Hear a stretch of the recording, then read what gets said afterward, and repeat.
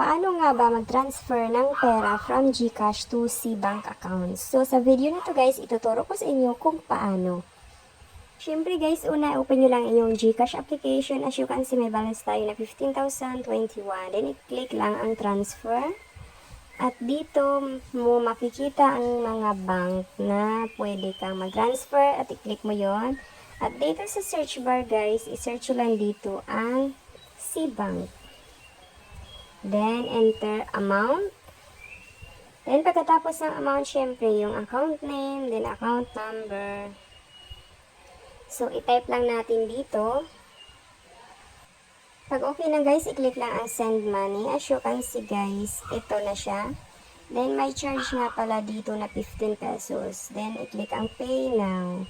Then, enter mo lang dito ang inyong OTP na na-receive sa inyong GCash number.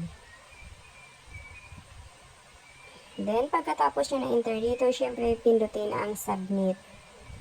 Then, okay na. Na-transfer na natin sa C-Bank. So, thank you for watching, guys.